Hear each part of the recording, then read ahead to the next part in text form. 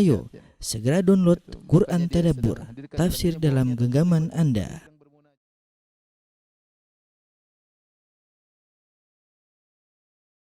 Bismillahirrahmanirrahim. Assalamualaikum warahmatullahi wabarakatuh.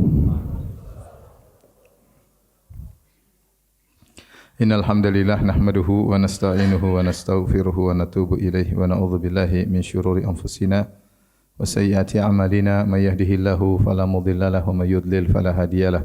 Wa asyhadu an la ilaha illallah wahdahu la syarika lah wa asyhadu anna Muhammadan abduhu wa rasuluhu la nabiyya ba'dah.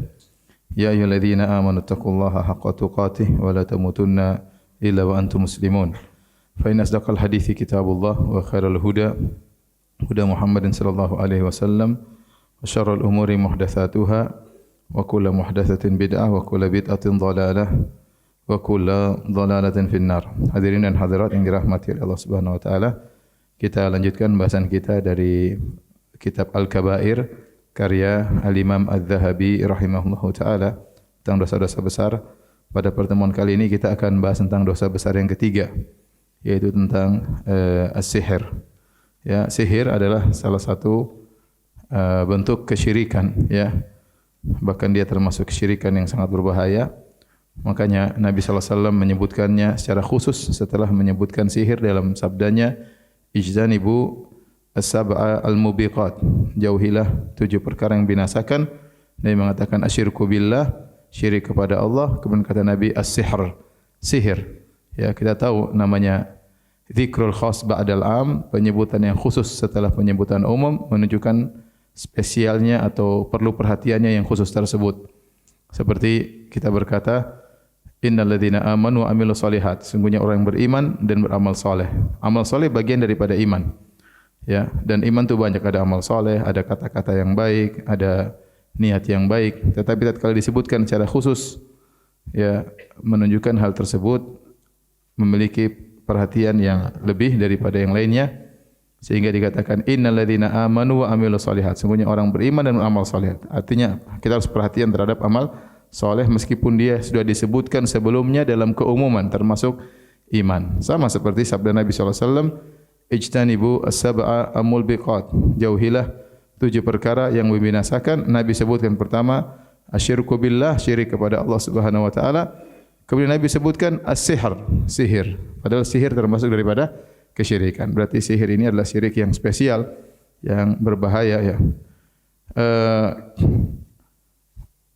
Adapun hukumnya, ya, maka orang yang melakukan sihir maka dia terjerumus dalam kekufuran, ya. Baik, kita akan bahas tentang macam-macam sihir.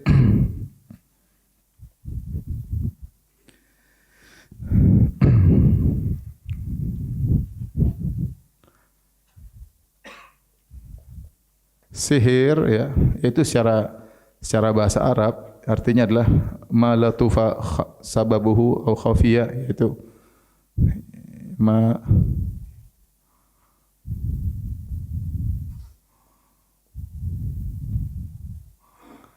yang sesuatu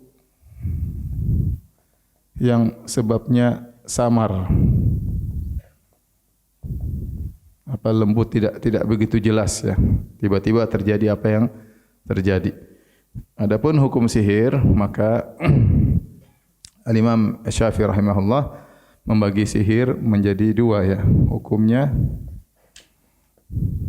Jadi yang pertama adalah jika sihir tersebut dengan bantuan syaitan. Jika tanpa bantuan syaitan,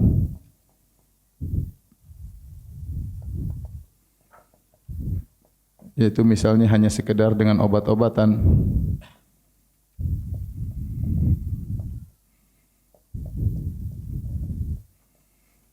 maka menurut Imam Syafi'i ini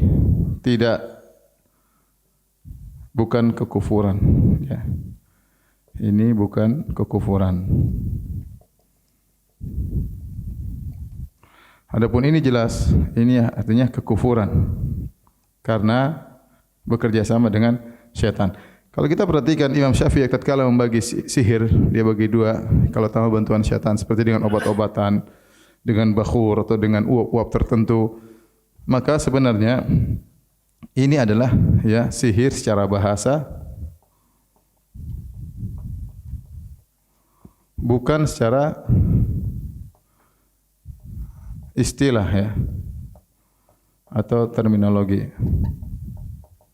Karena benar sihir semua yang sebabnya samar tiba-tiba terjadi ya. Mungkin ada orang ingin memberi kemudaratan kepada orang lain dengan gas tertentu, dengan uap-uap tertentu, tiba-tiba orang tersebut pingsan atau mati. Secara bahasa dia sihir, tetapi secara istilah dia bukan sihir. Karena namanya sihir harus dengan bantuan apa? Syaitan ya. Kalau ini tentu ini bukan kekufuran, tetapi ini adalah dosa karena menyakiti orang lain. Di antara contoh sihir secara bahasa, ya, hal ini seperti sebagaimana sabda Nabi sallallahu alaihi wasallam, "Inna minal bayani la sihra." Nabi pernah bersabda, sesungguhnya di antara penjelasan ada sihir. Ya, ini apa namanya? Orang berbicara dengan membuat terpukau ya, orator, dia berorasi, maka dikatakan dia telah menyihir. Itu secara bahasa atau secara istilah? Secara bahasa ya. Dia enggak pakai dukun ya, dia enggak pakai jin, tetapi karena dia menata pembicaraannya dengan teratur, dengan orasi yang terbaik, orang-orang seakan-akan apa? Tersihir. Maka itu contoh sihir secara bahasa. Yang kita fokuskan bukan ini ya, tapi yang kita fokuskan adalah sihir dengan istilah ya. Inilah sihir secara istilah. Secara istilah. Termasuk di antaranya sihir secara bahasa ini. Di antaranya juga misalnya apa? Sebagaimana tukang sulap ya, yang menggunakan kecepatan tangan atau teknologi ya. Ya, kalau teknologi canggih, kalau dia mungkin keluar burung di sini ya, keluar kodok dari sini misalnya. Dia tidak pakai setan, maka itu sihir secara apa? Bahasa, sihir secara bahasa. Hanya sekedar trik, kalau bahasa kita apa? Trik ya, dalam kurung trik-trik. Nah, kalau David Copperfield masuk yang mana? Secara bahasa atau secara istilah? Hah? Ada khilaf ya. Antum cek aja, kalau dia ternyata pakai setan, maka dia sudah kafir sebelum kafir. Dia sebelum jadi tukang sihir sudah apa? Kafir. Apalagi jadi tukang sihir. Tapi kalau secara bahasa berarti ya itu bukan sihir. Nah, ini yang mau kita bahas. Apa namanya? Ini yang disebut dengan sihir secara istilah. Nah, hakikat sihir, ya. Bicara tentang hakikat sihir, apakah sihir ada hakikatnya? Maka ada dua pendapat. Pertama pendapat Ahlus Sunnah,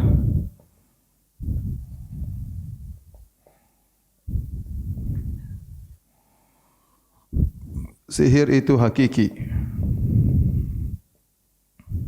Hakiki.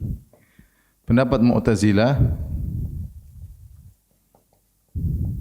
sihir tidak ada hakikatnya.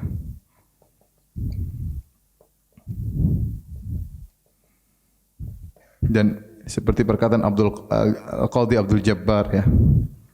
Seperti perkataan Abdul, dan ini diikuti oleh Ibnu Hazm, kemudian Abu Mansur Al-Maturidi,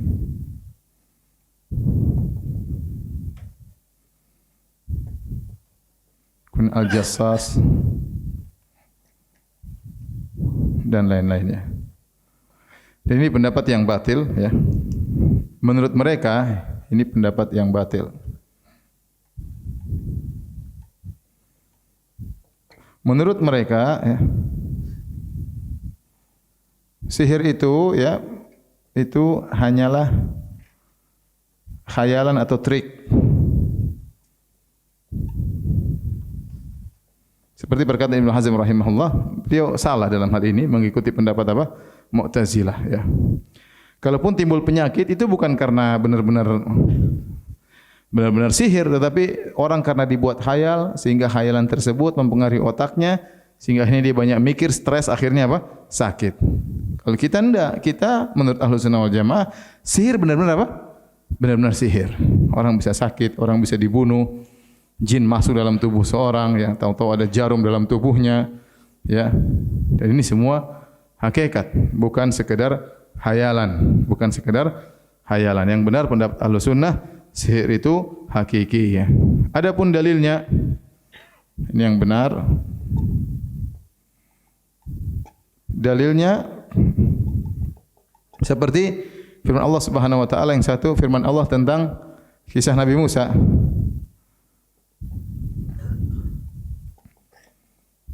Tentang Musa disihir. Musa alaihissalam disihir. Kata Allah Subhanahu wa taala ya, fa idza hibaluhum wa isiyuhum yukhayyalu ilaihi min sihrihim, fa idza hibaluhum wa isiyuhum yukhayyalu ilaihi min sihrihim annaha tas'a. Kata Allah Subhanahu wa taala, tiba-tiba tali-tali dan tongkat-tongkat yang dilemparkan oleh para tukang sihir tersebut dikhayalkan kepada Musa alaihissalam bergerak-gerak. Kata Allah, min sihrihim, karena dengan sebab sihir mereka. Allah mengatakan waja'u bisihrin azim. Mereka datang dengan sihir yang besar ya. Bahkan yang terhayal terpedaya bukan cuma Nabi Musa, bahkan penonton semuanya. Bukankah waktu duel antara Nabi Musa dengan para penyihir itu di hadapan rakyat ya. Mau'idukum yaumuz zinati wa an yuhsyaran nasu duha. Ya, sungguhnya tempat untuk berduel adalah di waktu hari raya ya, orang-orang sedang berkumpul di waktu duha. Maka tatkala para penyihir Firaun pertama kali melemparkan tali dan tongkat-tongkat, maka benar-benar bergerak membuat Musa takut.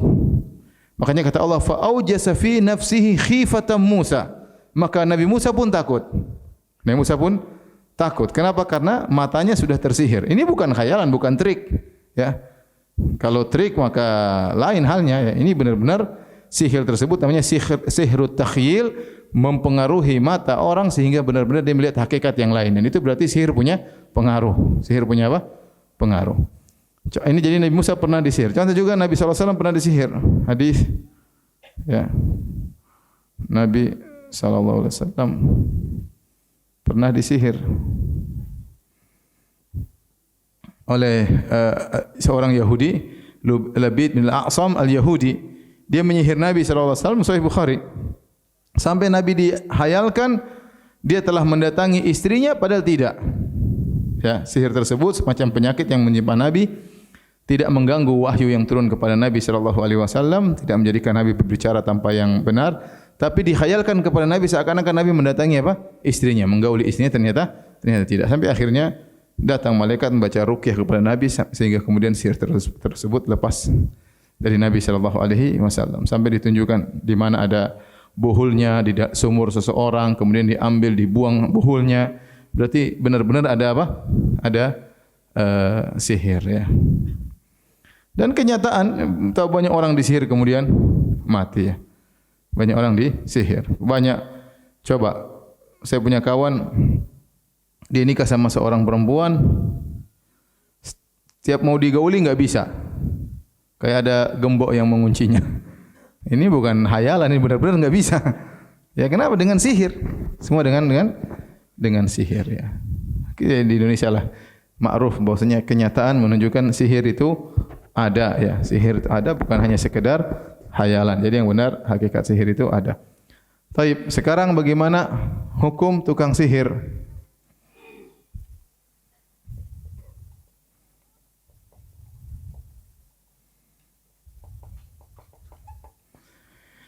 Hukum tukang sihir jika diketahui menggunakan syaitan, maka dibunuh. Ini sebagaimana pendapat para sahabat seperti Umar bin Khattab radhiyallahu taala anhu, ada sekitar 6 sahabat atau berapa sahabat yang berfatwa bahwasanya orang penyihir dibunuh, dibunuh ya. Fatwanya Umar bin Khattab, fatwanya Hafsah, fatwanya Jundub bin Abdullah ya. Ada sekitar 6 atau berapa sahabat yang berfatwa penyihir dibunuh. Adapun hadis haddus sahir darbatun bisayf, hukuman had bagi penyihir dipenggal dengan pedang, yang benar itu bukan hadis Nabi SAW, tapi perkataan Jundub. Jadi fatwa sahabat mengatakan penyihir harus dibunuh. Dan ini yang benar karena penyihir membuat gelisah orang ya, membuat gelisah orang. Kalau di satu kampung aja ada tukang sihir, orang jadi gelisah. Kalau macam-macam tahu-tahu disantet ya. Macam-macam tahu-tahu dikirim baskom masuk dalam perutnya, bayangkan. Dikirim baskom, dikirim jarum, kan mengerikan. Orang duduk sakit, harus begini terus. Kalau sedikit kayak ada jarum yang nusuk, subhanallah. Mengerikan ya. Membuat seorang terpisah dari suaminya. Membuat seorang ribut dengan keluarganya. Bertengkar, gara-gara dia tidak bisa berkelahi, akhirnya lapor dukun. Dukun akhirnya nyantet, jadi sakit, akhirnya meninggal dunia. Banyak, seorang tidak bisa menggauli istrinya. Seorang dibuat benci kepada suaminya. Banyak permasalahan dibuat oleh tukang sihir ya. Kirim-kiriman tenung dan macam-macamnya.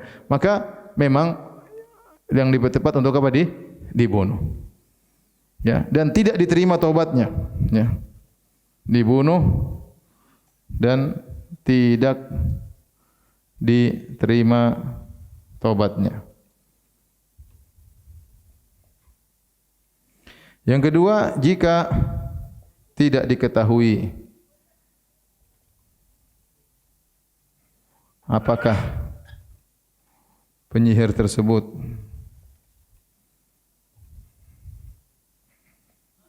meminta bantuan syaitan atau tidak,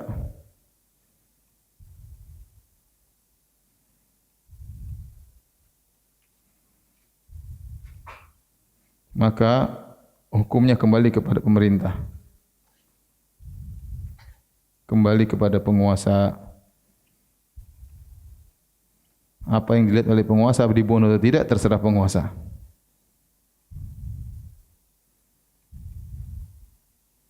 Sesuai pandangan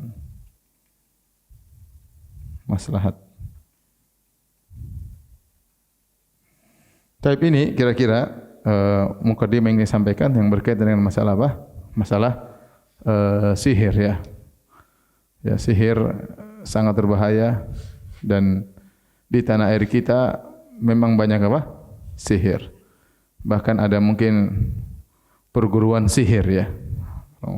Orang belajar sihir di kampung-kampung sihir, sebagian pembantu-pembantu melakukan sihir kepada majikannya. Dan ini perkara yang masyhur di tanah air kita ya. Oleh karenanya alhamdulillah dengan adanya dakwah maka ini semua menjadi berkurang ya.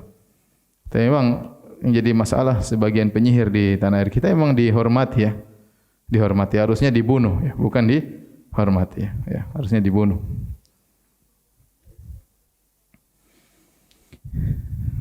Baik. Kita akan bacakan biar ibu-ibu foto aja dulu, foto ya. Nanti tulis di rumah ya. Atau tulis sebentar lah biar jadi penuntut ilmu beneran.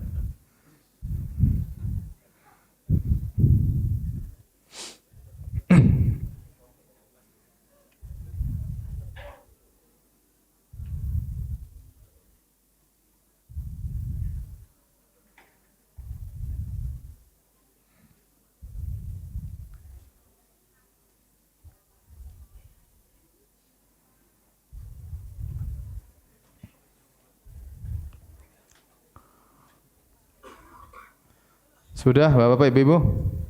Sudah ya. Taib. Kita bacakan perkataan Al-Imam Az-Zahabi rahimahullahu taala. Imam Zahabi ini adalah salah seorang ulama bermadzhab Syafi'i, tapi dia berguru kepada Ibn Taimiyah rahimahullahu taala, sehingga dia salah seorang ulama yang di atas akidah Ahlus Sunnah wal Jamaah ya. Ada beberapa ulama Syafi'iyah yang mendapat faedah dari Ibn Taimiyah, contohnya Az-Zahabi, contohnya Ibnu Katsir rahimahullahu taala. Ya, mereka adalah ulama Syafi'iyah tapi akidah mereka masya-Allah ya di atas akidah salaf. Taib. Kata Al-Imam Az-Zahabi, li'anna as-sahira la budda an yakfur. Sihir itu dosa besar. Kenapa? Karena penyihir dia pasti kufur terlebih dahulu untuk bisa praktek sihir. Tidak mungkin dia bisa praktek sihir kalau belum kafir.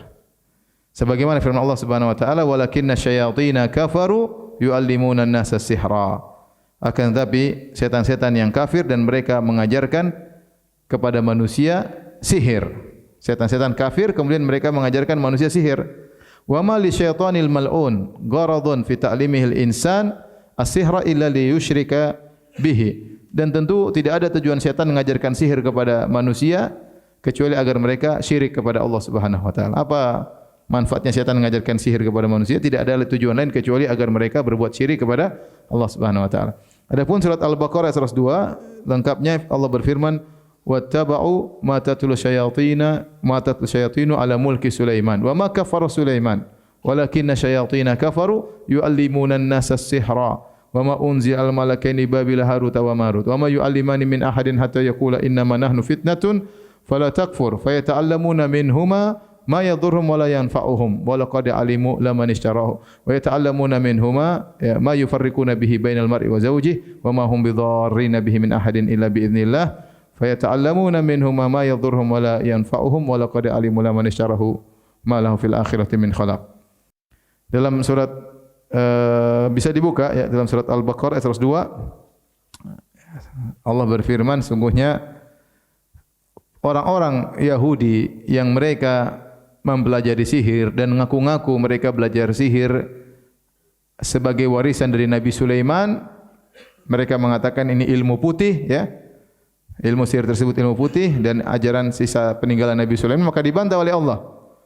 Kata Allah Subhanahu wa taala, para penyihir dari kalangan Yahudi itu bukan mengikuti Nabi Sulaiman, tetapi mengikuti ma tatlu syayatinu ala mulki Sulaiman, tetapi mengikuti apa yang dibacakan oleh setan-setan di kerajaan Sulaiman ya. Sulaiman setelah meninggal dunia, maka setan-setan meletakkan mungkin tulisan-tulisan atau bacaan-bacaan ya, ajian-ajian ya, mantra-mantra ya, sehingga orang-orang menyangka itu dari Nabi Sulaiman ya. Dan Nabi Sulaiman tidak pernah belajar sihir. Dan Nabi Sulaiman menguasai jin tanpa pakai ilmu sihir. Allah yang membuat Nabi Sulaiman menguasai para jin tanpa ada mantra-mantra, tanpa ada ajian-ajian ya, tanpa ada ya azimat-azimat.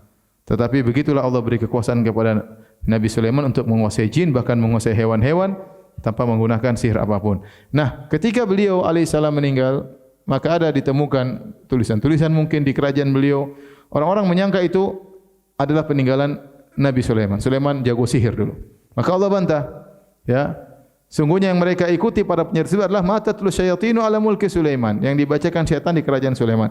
Wa ma kafara Sulaiman. Sulaiman tidak pernah kafir, ya. Artinya Sulaiman tidak pernah jago sihir. Ini menunjukkan sihir itu apa? Kufur. Makanya kata Allah, ma kafara Sulaiman walakin asyayatin kafir. Tapi setan-setanlah yang kafir. Mereka yang setan-setan yang jago sihir inilah yang kafir. Yu'allimuna an-nasa sihra, dan mereka mengajarkan kepada manusia ilmu sihir. Jadi memang ada yang ngajarin, itu setan ya. Ya, wa ma unzila al-malakaini babila taharu bibali haruta bibabila haruta wa marut. Dan sebutkan bahwasanya Allah pernah menurunkan dua malaikat yaitu bernama ya, Harut dan Marut, yang diturunkan sebagai fitnah, ujian bagi manusia ya. Kata Allah, "Ma yu'allimani min ahadin hatta yaqula inna ma nahnu fitnatun fala takfur." Mereka berdua tidak mengajarkan ilmu sihir kepada manusia kecuali mereka berdua berkata, janganlah kalian kufur. Menunjukkan belajar ilmu sihir adalah apa? Kufur. Fayata'allamuna minhuma ya, ma yufarriquna bihi bainal mar'i wa zawji. Dengan ilmu sihir maka suami istri bisa dipisahkan. Ya, bayangkan suami istri yang hubungannya begitu kuat bisa dipisahkan dengan sihir ya. Intinya ayat ini tegas menunjukkan bahwasanya sihir, orang yang bisa sihir tidak mungkin dia bisa sihir kecuali dia kafir, kecuali dia punya hubungan dengan syaitan. Kemudian juga menunjukkan belajar ilmu sihir ya juga merupakan kekufuran. Belajar ilmu sihir. Seorang belajar ilmu sihir dengan niat untuk bisa sihir, berhasil atau tidak berhasil maka dia kufur. Saya ulangi, seorang belajar sihir ya dengan niat untuk bisa melakukan sihir, mempraktekkan sihir. Apakah dia berhasil jadi penyihir atau tidak?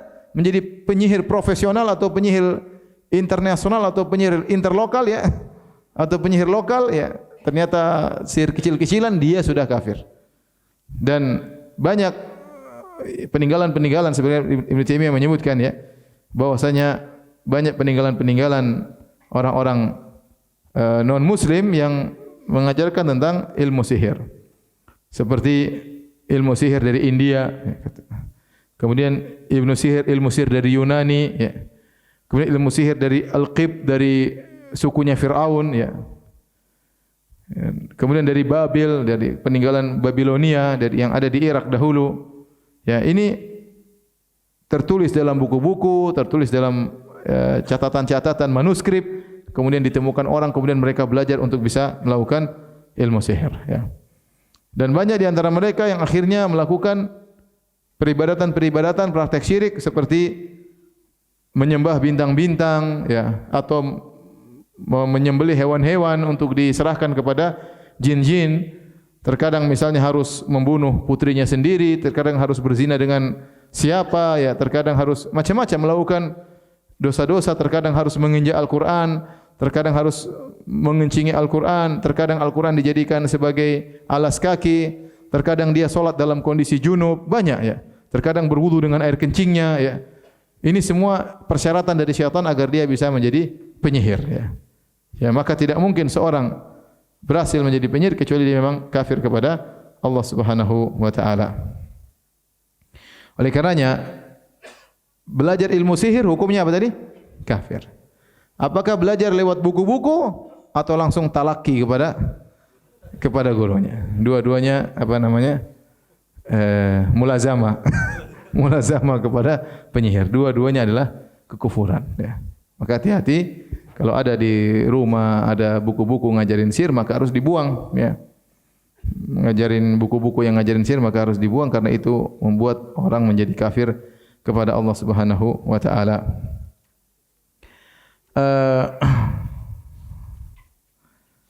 Demikian juga di antara ayat yang menunjukkan para penyihir kafir setelah itu ayat 103 ya. Al-Baqarah ayat 102 lanjutannya ya, atau kata Allah walaqad alimu laman ishtarahu ma lahu fil akhirati min khalaq. Ya, sungguh mereka tahu bahwasanya ya orang-orang yang melakukan sihir tersebut mereka tidak akan mendapatkan bagian di akhirat ya. Dan ini menunjukkan mereka kafir.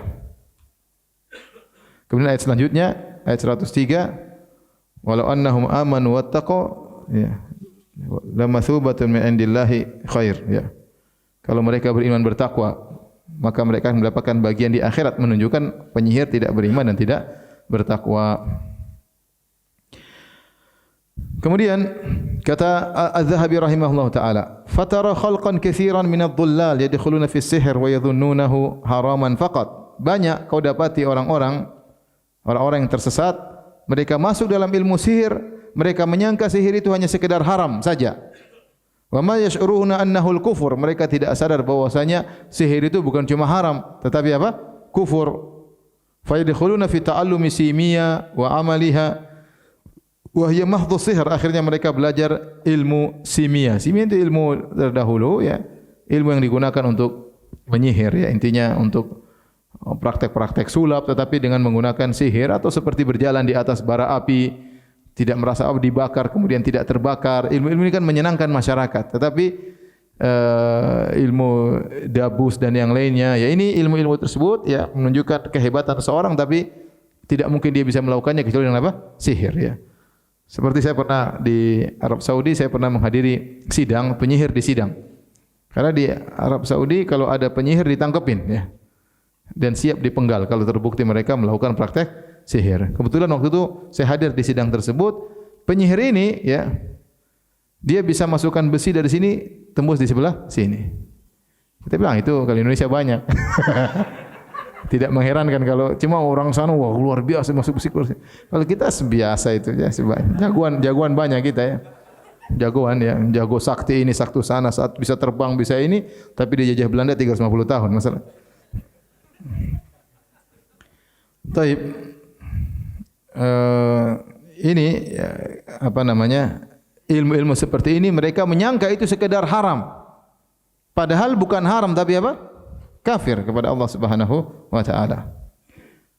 Wa fi aqdil mar'i an zaujatihi wa huwa sihrun. Demikian juga seorang suami tertahan tidak bisa menggauli istrinya ya. Dia ingin mengganggu orang maka dia bikin ramuan-ramuan atau mantra-mantra, akhirnya suami tidak bisa menggauli istrinya, apa namanya? Seorang laki tidak bisa menggauli istrinya, maka ini juga merupakan sihir dan ini bukan sekedar haram tapi apa? Kufur. Wa fi mahabbati zauj limra'atihi wa fi bughdhiha wa bughdhihi. Demikian juga tiwalah adalah sihir, seorang melakukan mantra-mantra sehingga akhirnya istrinya jadi sayang banget sama suaminya ya. Dia lapor ke dukun, Pak dukun ini istri saya benci sekali sama saya, tidak mau sama saya. Akhirnya dibacain mantra-mantra atau ilmu tertentu dia pelajari membuat istrinya sangat cinta kepada dia, ternyata itu apa? Sihir ya. Dan itu kekufuran. Atau sebaliknya, sang wanita jadi benci sama suaminya, atau suaminya jadi benci kepada istrinya. Wa asbah dzalik, dan yang semisalnya. Bi kalimatin majhulatin, dengan mantra-mantra kata-kata yang tidak dipahami. Aktsaruha syirkun wa dhalalun, kebanyakannya adalah syirik dan kesesatan. Kemudian kata Al-Imam Az-Zahabi rahimahullah taala, wa haddus sahir al-qatlu li'annahu kafara billah aw dhara al-kufra. Orang yang melakukan sihir hukumannya adalah dibunuh. Ya, hukumannya adalah dibunuh. Yang benar tidak diterima tobatnya. Ketahuan dia melakukan praktek sihir, bertobat enggak mau bertobat, hukumnya dibunuh. Bertobat antara dengan Allah. Bertobat mudah Allah terima. Kalau dia bertobat Allah terima tobatnya, ya. Tetapi hukum Islam tetap dibunuh. Karena kalau kita buka pintu ini, setiap ada penyihir ketangkap, saya bertobat. Setiap ada penyihir ketangkap apa? Saya bertobat. Apalagi sihirnya ternyata membuat gelisah orang, membuat sengsara orang, membuat perceraian misalnya, membuat pertikaian antara keluarga, ya, kemudian membuat orang sakit, membuat orang mati, ya, ngeri. Ya, ngeri, ya. Dan subhanallah, terkadang sihir itu terjadi di antara kerabat, Intinya penyihir memang pantas untuk dibunuh karena dia kufur kepada Allah, maka kita tahu hukum murtad adalah apa? Kafir. Hukum murtad adalah kafir. Kata Nabi SAW, man baddala dinahu faqtuluh. Barang siapa yang merubah agamanya maka bunuhlah. Dan penyihir telah murtad dengan praktek sihirnya tersebut. Au dhara al-kufur, atau dia menyerupai kekufuran, ya, menyerupai kekufuran. Taib.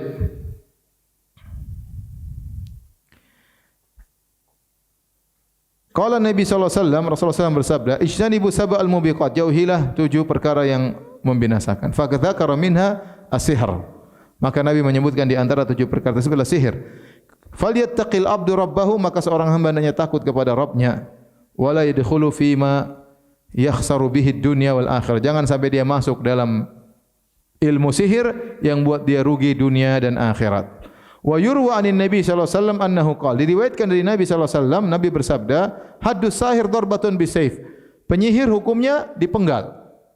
Wa sahih annahu min qauli Jundub. Yang benar ini bukan sabda Nabi tapi dia hadis mauquf.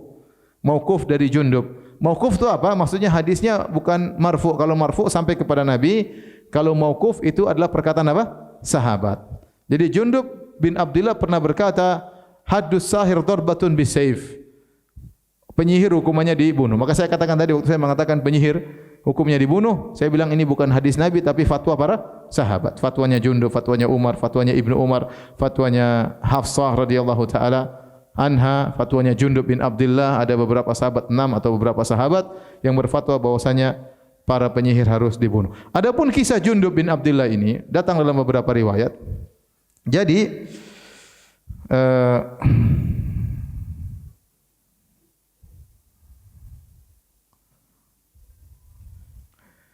ada seorang amir di Irak, dari amir di Kufah yang namanya adalah Al-Walid bin Uqbah. Dia adalah amir gubernur di Irak. Kemudian dia manggil seorang penyihir untuk bermain-main di hadapan dia, ya.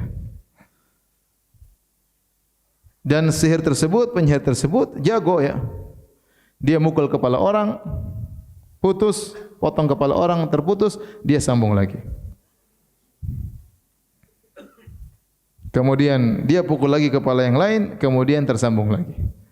Hal ini dikabarkan, sampailah kabar ini kepada Jundub bin Abdullah radhiyallahu taala anhu.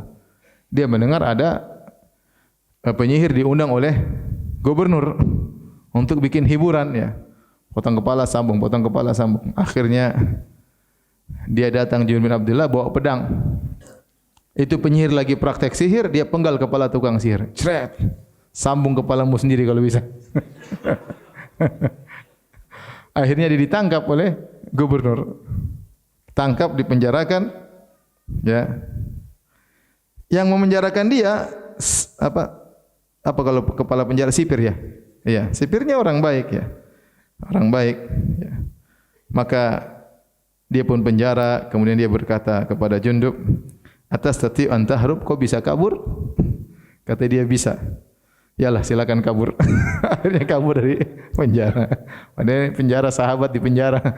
Ya, intinya sampailah kabar ini kepada Salman Al-Farisi. Salman Al-Farisi menyalahkan keduanya. Bi'sa ma sana'a. Salman Al-Farisi radhiyallahu anhu, dua-duanya buruk perlakuan mereka berdua. Gubernur salah ngundang tukang sihir, Jundub pun penggal tanpa minta izin penguasa juga salah, ya. Tapi ini yang terjadi. Intinya tukang sihir tersebut tidak bisa lagi menyambung kepala.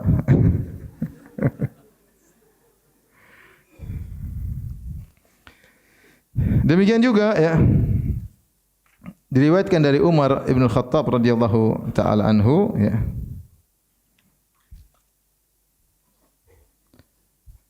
Qala Bajalah bin Abdah, atana kitab Umar, kata Bajalah, datang kepada kami kitab Umar, yaitu di masa pemerintahan Umar datang perintah. Mereka akan tinggal jauh-jauh dari kota Madinah, tahu datang perintah dari Umar, dari khalifah tatkala itu. Qabla mautihi bisana, setahun sebelum beliau meninggal dunia, Umar menuliskan perintah disebarkan kepada seluruh anak buahnya, pegawai-pegawainya, aniqtulu kulla sahirin wa sahiratin.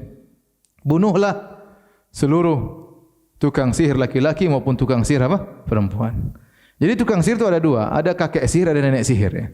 Jadi tetapi dalam Al-Quran disebut wanita karena kata sebagian ulama sihirnya perempuan lebih sadis daripada sihirnya laki-laki. Seperti dalam surat Al-Alaq, qul a'udzu birabbil falaq min syarri ma khalaq min syarri ghasiqin idza waqab wa min syarri naffatsati fil 'uqad. Aku berlindung kepada Engkau, ya Allah, dari keburukan wanita-wanita yang meniup di buhul-buhul. Ini apa? Tukang sihir. Dan ini juga dalil bahwasanya sihir itu ada hakikatnya. Kalau sihir tidak ada hakikatnya, ngapain kita berlindung dari tiupan-tiupan tersebut? Berarti tiup-tiup di sini pengaruh di orangnya. Ya, sama seperti kalau mungkin dia menggunakan dia korek-korek di sini sana terpengaruh, sakit bisa terjadi. Makanya buhul-buhul di tangan penyihir, dia tiup-tiup, orang yang di sana kesakitan.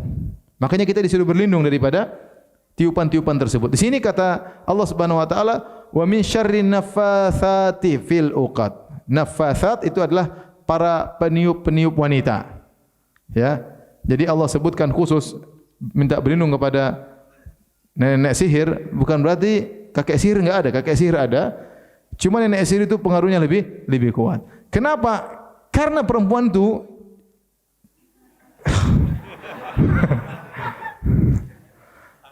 hatinya benar-benar kalau sudah jengkel tu sadis. Ya, benar-benar. Iya, jadi benar-benar setan tu bisa menghayati, dia bisa menghayati setan itu luar biasa, ya. Laki-laki mungkin masih banyak pikiran, perempuan kalau sudah jengkel, sadis luar biasa, sehingga pengaruh sihirnya lebih kuat. Pengaruh sihirnya lebih kuat.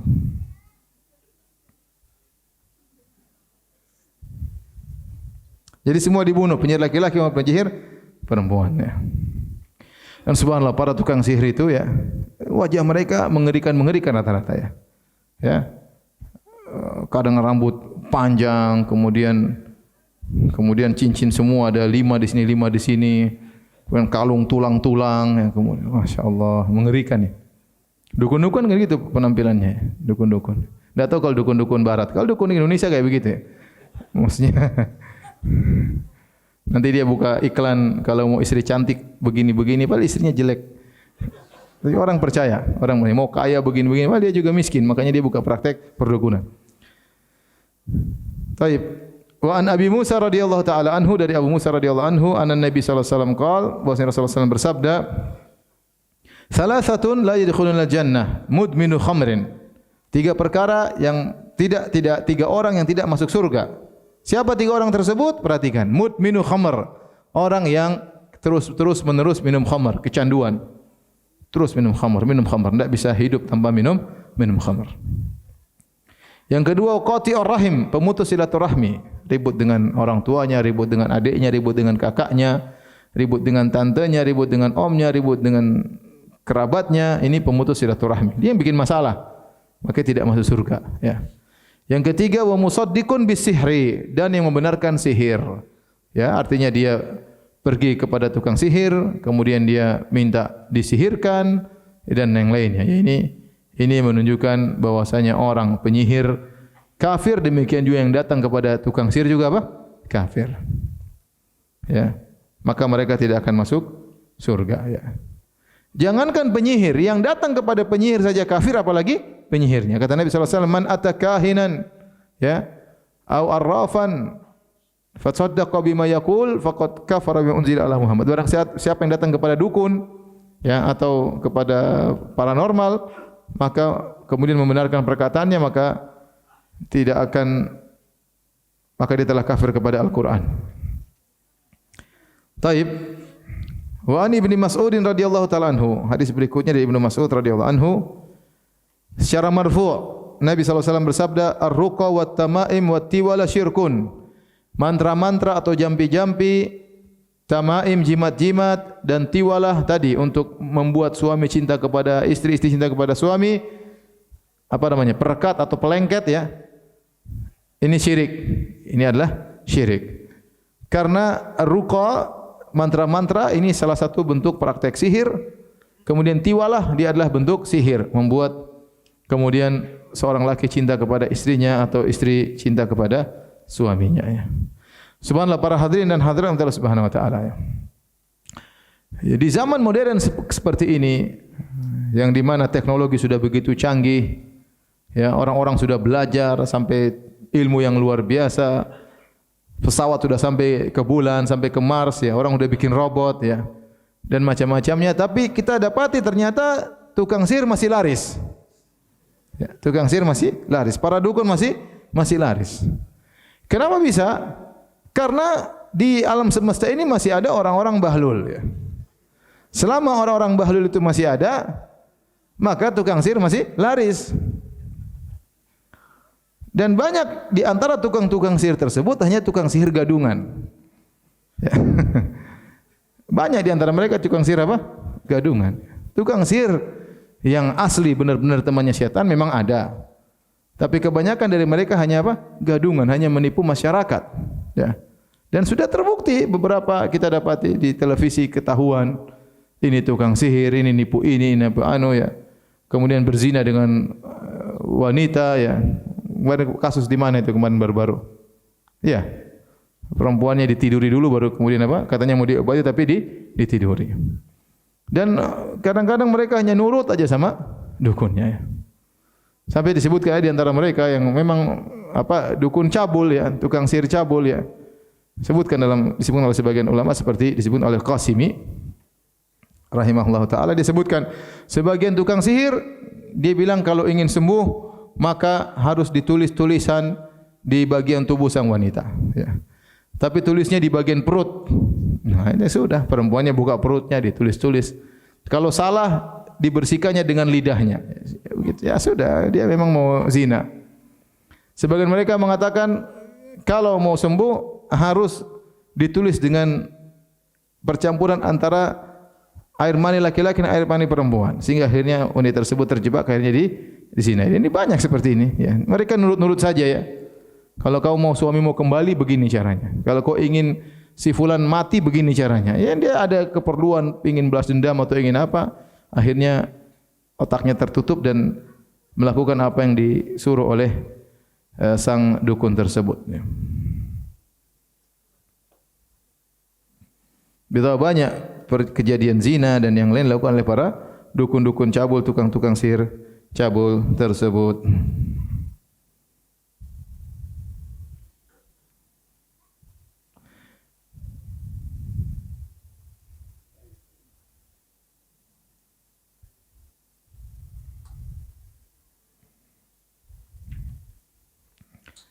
Baik, kita lanjutkan, ya. Kata Al-Imam Az-Zahabi, at-tiwalatu naw'un min as-sihr. Tiwala adalah satu jenis daripada sihir. Wa huwa tahbibul mar'ati ila zauj, yaitu bagaimana wanita bisa lebih sayang kepada suaminya pakai ilmu sihir, ilmu pelet, ya. Di Indonesia banyak pelet, susu, ya. Supaya orang kalau lihat dia merasa karismatik, dipasang apa? Dipasang susuk, ya. Saya pernah diceritakan oleh salah seorang dokter, ya, bahwasanya ada salah seorang tokoh, ya, tokoh jamaah sesat, ya. Saya tidak mau ingin sebutkan, tapi tokoh jamaah sesat, ya. Dia benar-benar dihormati, jamaah dari apa, kelompok Islam, firqah sesat. Maka dia benar-benar dihormati oleh anak buahnya. Kalau lihat dia pada semuanya hormat dan yang lainnya. Suatu saat ini tokoh ini, imamnya ini sakit. Kemudian diperiksa, di ronsen, kok ada besi, ada logam di mana? Di badannya, di bagian wajahnya atau di mana? Pakai susuk rupanya. Pakai apa? Susuk, ya. Ya macam-macam susuk supaya kelihatan cantik, supaya karismatik, ya. Ini ilmu sihir seluruhnya. Dan ini ada terjadi, maksudnya kenyataan. Bagaimana seorang wanita lebih sayang kepada suaminya dan suami lebih sayang kepada istrinya. Saya punya kawan juga di suatu kota, ya. Suami itu sering muji-muji istrinya. Oh, istri saya tuh, oh, cantiknya seperti artis ini, seperti artis ini. Kalau kita lihat jauh dari kenyataan. Ya, maksudnya parah gitu lah. Cuma dia selalu muji istri saya, cantiknya kayak begini, subhanallah. Tetapi ternyata wanita ini, ya, kalau dia main ke rumah seseorang, dia selalu nyari beras dan dia nyuri beras dan dia makan. Dikunyah, ya.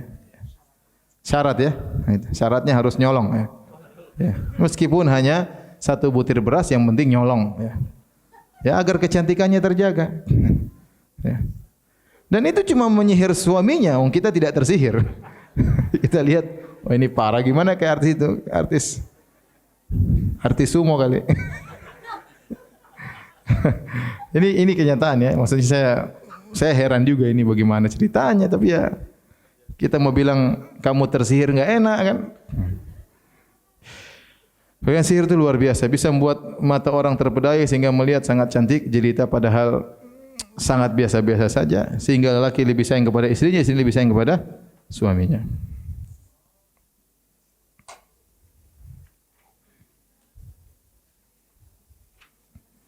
Kemudian beliau Az-Zahabi berkata, wa'lam anna katsiran min hadhil kaba'ir bal 'ammatuha illa al-aqal yajhalu khalqun katsirun min al-ummah tahrimahu. Ketahuilah, banyak orang-orang, ya, atau banyak dosa-dosa besar, ya, bahkan kebanyakannya atau hanya sebagian kecil, ya, kecuali sebagian kecil, kebanyakan dosa-dosa besar tersebut tidak diketahui hukumnya oleh banyak orang. Banyak orang tidak tahu ini hukumnya haram. Ya, bahkan banyak orang tidak tahu misalnya sihir itu haram. Banyak orang tidak tahu jimat itu haram. Banyak orang tidak tahu pelet itu haram, ya. Wa ma balagha zajr fihi walal wa'id, ya. Wa ma balagha zajru fihi walal wa'id. Tidak sampai kepada dia ilmu tentang pengharaman tersebut dan peringatan tersebut. Maka orang yang seperti begini perlu diperinci. Fayambaghi lil alim ala yasta'jil alal jahil. Maka seorang yang alim jangan terburu-buru memberi vonis hukum kepada orang yang jahil. Bal yarfuqu bihi, hendaknya dia lemah lembut kepada orang yang seperti ini. Kita lihat banyak misalnya pembantu-pembantu orang kampung, dia enggak ngerti, ya. Dia kerja di rumah majikannya supaya majikannya tidak marah-marah sama dia, maka terkadang dia kasih sesuatu di makanannya. Dia enggak tahu itu sihir misalnya. Atau dia mengambil darah haid majikan perempuannya, kemudian dia mantra-mantra ini disimpan di bawah kasur misalnya, sehingga tadinya majikannya suka marah-marah, sekarang lembut-lembut, ya. Kenapa? Karena sudah disihir. Dia tidak tahu ini hukumnya apa? Haram. Mungkin di kampung disuruh kamu begini supaya kamu nanti majikanmu baik. Ya dikasih tidak ngerti. Banyak. Oleh karenanya orang yang mengetahui mereka melakukan demikian hendaknya berlemah lembut kepada orang yang jahil dan ajarkan kepada dia apa yang Allah ajarkan. Terlebih lagi jika ternyata orang tersebut yang belajar sihir itu ya baru saja masuk Islam. Baru saja masuk Islam. Qad nasha'a fi biladil kufr al-ba'idah, dan dia ternyata telah tumbuh berkembang di negeri-negeri kafir yang jauh. Wa usira wa juliba ila ardil Islam, atau kemudian terjadi perperangan sehingga kemudian dia ditawan dan dibawa ke negeri Islam. Ini Imam Zahabi berbicara tentang masa dia di abad ke-8, ya. Yang mungkin terjadi peperangan antara kaum muslimin kaum musyrikin. Wa huwa Turki kafir, bisa jadi dia seorang Turki yang kafir, ya. Yang kemudian dia belajar ilmu sihir. Au Kurji, ya, satu kota Kurji, Azerbaijan, ya. Musyrik, dia orang musyrik, la ya'rifu bil Arabi, tidak ngerti bahasa Arab. Kemudian dibeli oleh seorang penguasa, ya, yang dia tidak mengerti tentang bahasa Arab, tidak punya ilmu, ya. Kemudian susah baginya untuk mengucapkan syahadatain, ya. Artinya dia ingin menyampaikan Az-Zahabi bahwasanya ada orang melakukan sihir karena tidak apa? Tidak ngerti. Bagi kita menghadapi orang seperti ini, maka hendaknya kita bersikap lemah lembut, ya. Dia tidak mengerti. Jangan ada yang berkata, "Masa dia tidak ngerti? Kenapa dia tidak bertanya?" Bagaimana dia bertanya sementara tidak terbetik dalam benaknya ini haram? Dia tidak tahu. Baru masuk Islam misalnya, ya, dia tidak ngerti. Maka tidak serta-merta kita memvonis orang-orang seperti ini, ya. Karena Allah berfirman, "Wa ma kunna mu'adzibina hatta nab'atsa rasula." Maka kami tidak akan mengadab sampai kami utus rasul kepada mereka. Ini intinya. Imam Zahabi berpendapat ada namanya udzur bil jahal. Udzur bil jahal. Seorang dapat udzur karena kejahilan. Bahkan orang yang melakukan sihir bisa jadi dia tidak ngerti hukumnya sama sekali. Tidak ngerti itu haram apalagi syirik. Bagaimana bisa terjadi? Mungkin dia dahulunya tinggal di negara kafir dan dulu dia sudah main sihir. Kemudian dia masuk Islam. Sudah masuk Islam dia masih praktek sihir, dia enggak ngerti kalau itu hukumnya haram. Ya. Mau bertanya haram atau tidak terbetik dalam benaknya haram atau tidak, sehingga dia tidak mungkin untuk bertanya. Atau dia pergi ke negara Islam, dia tidak tahu bahasa Arab, bagaimana mau ngobrol sama orang Islam yang pakai bahasa Arab. Sehingga dia kemudian melakukan praktek sihir tersebut meskipun dia sudah masuk Islam. Maka orang seperti begini, kata Imam Zahabi rahimahullah taala, maka kita kasih uzur, ya. Dan demikian juga di tanah air kita terkadang orang-orang saudara-saudara kita terjerumus dalam kesyirikan. Mereka tidak tahu. Sejak kecil sudah dicekoki kalau kamu dapat masalah minta ke kuburan. Minta ke kuburan. Ya, minta mbah. Ini dia enggak tahu kalau ternyata apa? Syirik. Dia enggak ngerti, ya. Sudah dicekoki sejak kecil kalau kamu ada masalah, suruhlah ya Abdul Qadir Jailani. Dia enggak ngerti kalau itu apa? Syirik. Kenapa enggak tanya? Bagaimana dia mau tanya? Seakan-akan suatu perkara yang jelas-jelas boleh, tidak terbetik dalam benaknya itu adalah haram, sama sekali enggak terbetik. Maka orang seperti ini tidak bisa kita kafirkan. Tidak bisa kita kafirkan. Karena dia ngerti. Oleh karena Syekh Muhammad bin Wahab rahimahullahu taala mengatakan, saya tidak mengkafirkan orang yang meminta kepada kuburan Ahmad Al-Badawi. Kenapa? Tidak ada orang yang mengingatkan kepadanya bahwasanya itu hukumnya syirik. Dan ini menunjukkan hukum yang jelas bahwasanya tidak semua orang terjerumus dalam kekufuran menjadi kafir, tidak semua orang terjerumus dalam kesyirikan menjadi apa? musyrik. Bisa jadi mereka tidak mengerti sama sekali akan hukumnya. Tapi tugas kita sebagai para dai yang menyuruh kepada tauhid harus menjelaskan hukumnya ini syirik, hukumnya apa? Kufur. Adapun orangnya divonis musyrik atau kafir urusan kedua.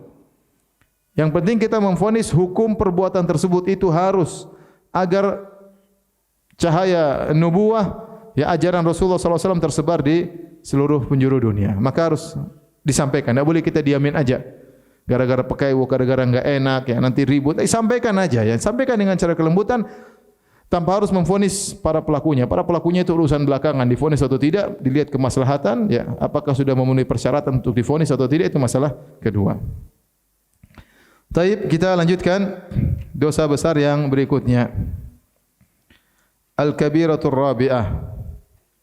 Ya, dosa besar yang keempat. Tolong dia.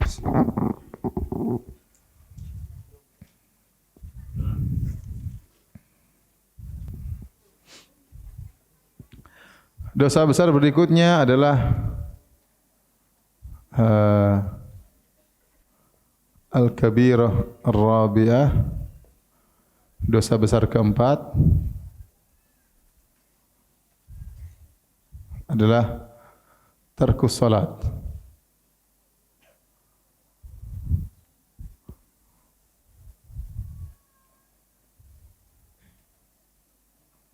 Meninggalkan salat.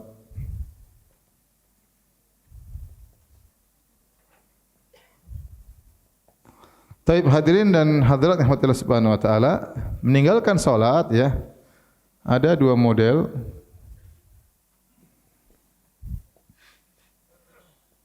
Yang pertama ya karena malas. Namun masih meyakini bahwa salat itu wajib.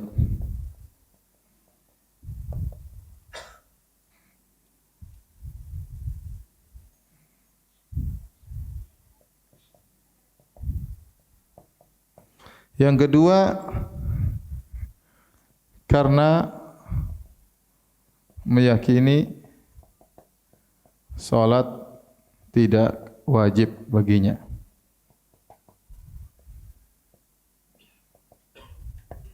Ya. Salat tidak wajib baginya, ya. Ini bisa dua hal, ya. Bisa karena dua hal, ya. Bisa karena terkena syubhat, ya, liberal atau sekularis, ya, sehingga menyatakan bahwasanya salat itu hanya wajib di zaman Nabi SAW misalnya, ya, ya, sehingga mengatakan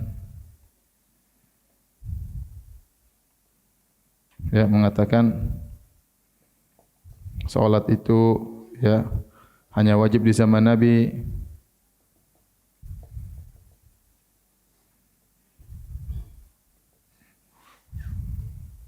Atau salat itu hanya sarana, yang penting tujuannya yaitu apa? Iling, ya. Iling, ya. Apa? Ngingat Allah. Ya, kalau salat kan cuma sarana. Kalau kita sudah ingat Allah selesai, tidak harus salat, ya. Karena salat hanyalah apa? Sarana. Tujuannya untuk iling. Atau bisa jadi dia meyakini salat tidak wajib baginya karena apa? Dia telah sampai pada derajat hakikat. Ma'rifat, ya. Pada derajat meripat apa ma'rifat? Ma'rifat. Sehingga gugurlah, ya, kewajiban salat darinya.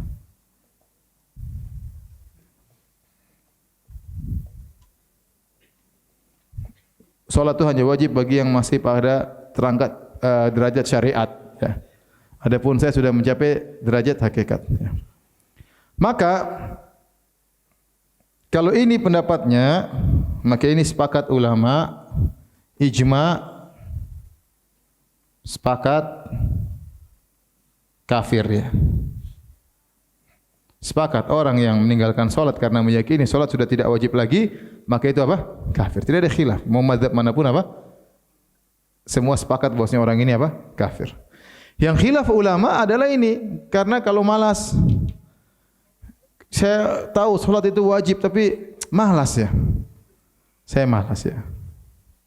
Ini namanya juhud, dia mengingkari kewajiban salat, maka ini kafir. Kalau ini tarkus salat takasulan, meninggalkan salat karena malas, bukan karena juhud, bukan karena menentang hukumnya. Maka ini khilaf di kalangan para ulama. Dua pendapat atau tiga pendapat lah. Yang pertama, dosa sangat besar, lebih daripada zina, berzina dan mencuri ya. Tetapi tidak kafir. Tidak apa? Kafir. Tapi tidak kafir.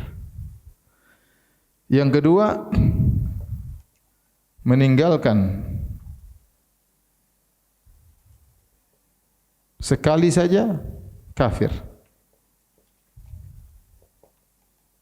Satu saja dia tinggalkan, salat asar, tinggalkan dengan sengaja, tidak dia qadha ya, maka dia kafir. Yang pendapat ketiga, perincian. Ini pendapat Syekh Utsaimin ya,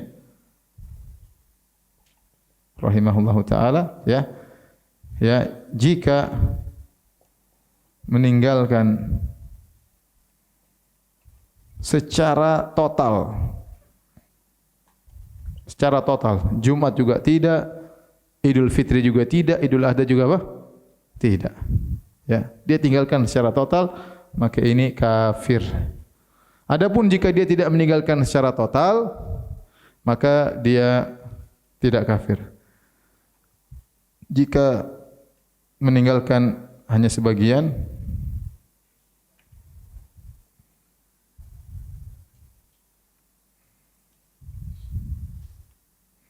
maka tidak kafir. Maka tidak kafir. Ya. Ini yang perlu kita ketahui, karena sebagian orang, subhanallah, saya pernah ketemu dengan mahasiswa dari Universitas Islam ya, di Indonesia, belajar filsafat, akhirnya tidak sholat. Tidak sholat, dia kena apa? Liberal. Nanti kita dapati sisi lain, sufi yang ekstrim, kemudian saya pada apa? Ma'rifat. Sudah tidak perlu apa? Sholat. Ini adalah orang-orang yang telah keluar dari Islam. Kamu yang tidak sholat bukan umat Muhammad. Ya, karena kamu sudah keluar dari syariat apa? Muhammad. Dia mengatakan saya sudah mencapai derajat ma'rifat, telah gugur syariat. Ya, berarti kamu bukan umat Muhammad. Umat Muhammad harus mengikuti syariat siapa? Nabi Muhammad sallallahu alaihi wasallam. Sementara Rasulullah sallallahu alaihi wasallam sakit-sakitan saja salat. Sallallahu alaihi wasallam aja salat dan ingin salat berjamaah sampai pingsan, kemudian sadar, mandi lagi, ingin berangkat, pingsan lagi. Subhanallah, Nabi seperti itu saja salat. Apakah Anda lebih hakikat daripada Nabi sallallahu alaihi wasallam? Apakah Anda telah mencapai derajat ma'rifat sementara Nabi tidak mencapai derajat ma'rifat? Apa jawaban mereka? Nabi sudah mencapai derajat ma'rifat, cuma Nabi mencontohkan. Subhanallah. Jadi Nabi harus tetap salat. Tapi sahabat-sahabat Abu Bakar, Umar dan seterusnya belum sampai derajat ma'rifat. Kenapa mereka semuanya salat? Mau jawab semuanya mencontohkan? Kenapa enggak ada yang mencontohkan ma'rifat? Sebutkan satu saja sahabat meninggalkan salat yang sudah mencapai derajat ma'rifat. Enggak ada. Kenapa mereka begini? Karena mereka salah tafsir firman Allah Subhanahu wa taala, wa'bud rabbaka hatta ya'tiyakal yakin. Akhirnya di surat Al-Hijr, beribadahlah kepada Rabbmu sampai datang keyakinan kepadamu. Padahal keyakinan tersebut maksudnya kematian. Ayat yang suruh kita beribadah sampai mati justru suruh meninggalkan ibadah menurut mereka. Wa'bud rabbaka hatta ya'tiyakal yakin. Sembahlah Tuhanmu sampai datang keyakinan. Maksudnya apa? Sampai mati. Kalau sudah mati kau derajat pindah pada derajat yakin. Semua akan terbuka hakikatnya oleh Allah Subhanahu wa taala. Itu ayat menyuruh kita beribadah sampai mati, malah dibalik penafsirannya oleh mereka. Kalau sudah yakin enggak usah ibadah. Ya sudah, mereka merasa diri mereka apa? Yakin. Ini berbahaya ya. Kadang-kadang terkena pemahaman liberal, terkadang terkena pemahaman sufi yang ekstrim ya, sehingga meninggalkan salat dan sepakat ulama hukumnya kafir kepada Allah Subhanahu wa taala.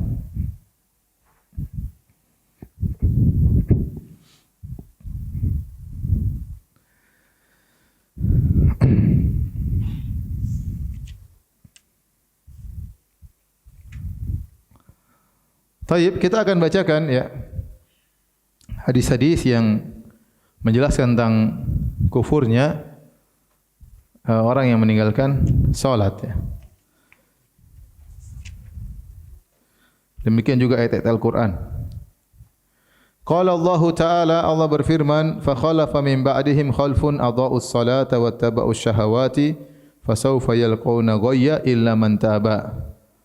Ya, maka muncullah orang setelah mereka, khalfun, yaitu orang-orang belakangan, adha'us salat, yang mereka meninggalkan salat, wattaba'us syahawat, dan mereka mengikuti syahwat mereka, fasawfa yalqauna ghayya, sungguh mereka akan dilemparkan dalam neraka jahannam, illa man taba, kecuali orang yang bertobat. Ayat ini jelas orang meninggalkan salat masuk apa? Neraka. Tapi dia tidak sharih, tidak tegas menunjukkan kufur. Tidak semua yang masuk neraka itu kafir, paham? Tidak semua yang masuk neraka kafir. Ayat ini menunjukkan orang meninggalkan salat dosa besar dan dia akan masuk neraka jahanam, tetapi tidak tegas menunjukkan kafir. Ya. Kemudian juga firman Allah Subhanahu wa taala, fawailul lil musallin, sungguh celaka orang-orang yang salat, alladzina hum an salatihim sahun, orang-orang yang lalai dari salat mereka. Orang yang salat saja lalai, dikerjakan di luar waktunya saja celaka, apalagi yang meninggalkan apa? Salat. Alladzina hum yuraun, yang mereka hanya riya, ya, dan seterusnya. Kemudian firman Allah, ma salakakum fi saqar, ini juga ayat yang mengisyaratkan meninggalkan salat dalam neraka jahanam. Ketika penghuni surga bertanya kepada penghuni neraka jahanam, ma salakakum fi saqar, apa yang membuat kalian masuk dalam neraka saqar? Qalu lam nakum minal musallin, kami dahulu ya tidak apa? Salat. Tapi apakah ini menunjukkan mereka kufur? Tidak sharih, tidak tegas juga. Tidak tegas bahwasanya menunjukkan mereka kufur, tapi dengan meninggalkan salat membuat mereka masuk dalam neraka jahanam. Adapun hadis-hadis tegas menunjukkan orang meninggalkan salat kufur, seperti sabda Nabi sallallahu alaihi wasallam, al-ahdu alladhi bainana wa bainahumus salat, faman tarakaha faqad kafar. Al-ahdu, perjanjian antara kami dengan mereka orang munafik atau dengan orang-orang orang-orang munafik adalah salat. Faman tarakaha, barang siapa meninggalkan salat maka faqad kafar, maka dia telah kafir, yaitu siap kami perangi. Selama orang-orang munafik tersebut masih salat, maka tidak dihukumi apa? Kafir. Ya, orang munafik mereka kafir dalam hati, tetapi mereka menjalankan apa? Salat. Nah, kalau mereka sudah menampakkan batin mereka dengan meninggalkan salat, maka dibunuh. Kemudian juga Nabi sallallahu alaihi wasallam bersabda, "Man fatatu salatul asar faqad habita amaluh." Barang siapa yang luput dari salat asar maka telah gugur amalnya. Maka ini ada khilaf, maksudnya amal apa yang gugur. Ada yang mengatakan amal hari itu, ada yang mengatakan amal seluruhnya. Intinya meninggalkan satu salat dosa yang sangat besar. Kemudian juga di antara dalil yang menunjukkan meninggalkan salat adalah kafir, bainal abdi wa bainasyirki tarkus salat. Yang membedakan antara seorang hamba dengan kesyirikan adalah meninggalkan apa? Salat. Bayangkan, berarti orang meninggalkan salat sama dengan kesyirikan. Sama dengan musyrik. Yang membedakan seorang hamba dengan musyrik adalah masalah salat. Kalau dia tinggalkan salat, dia sama dengan musyrik. Dia sama dengan musyrik. Ini dalil juga tegas bahwasanya meninggalkan salat adalah kekufuran. Ini hadisnya semua sahih. Kemudian juga dalam hadis wa anhu sallallahu alaihi wasallam, dari Nabi sallallahu alaihi wasallam, beliau bersabda, "Man taraka salata muta'ammidan faqad bari'at minhu zimmatullah."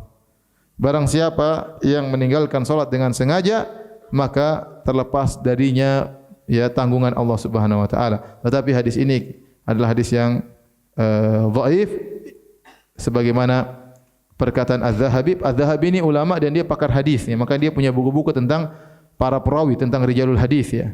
Jadi dia kalau bicara hadis dia paham benar. Maka beliau berkata, qalahu makhul an Abi Dzar wa lam yudrikhu. Hadis ini diriwayatkan dari Makhul, dari Abu Dzar, dari Nabi SAW. Tetapi Makhul tidak pernah bertemu dengan Abu Dzar, sehingga riwayatnya munqati', terputus, sehingga hadis ini dhaif. Ya. Kemudian Umar berkata, ya, Umar radhiyallahu taala anhu berkata, ya, "Ama innahu la hadza li ahadin fil Islam adha'a salat." Ketahuilah bahwasanya tidak ada bagian sedikit pun kepada seseorang dalam Islam yang meninggalkan salat. Artinya orang yang sudah meninggalkan salat, maka tidak ada bagian sedikit pun Islam untuknya. Artinya dia sudah keluar dari Islam secara total. Dan ini perkataan Umar ini dijadikan dalil juga tentang kafirnya orang yang meninggalkan salat, karena Umar berkata tidak ada bagian sedikit pun dari Islam untuknya. Enggak ada sama sekali. Berarti dia sudah lepas dari Islam secara total, berarti dia kafir.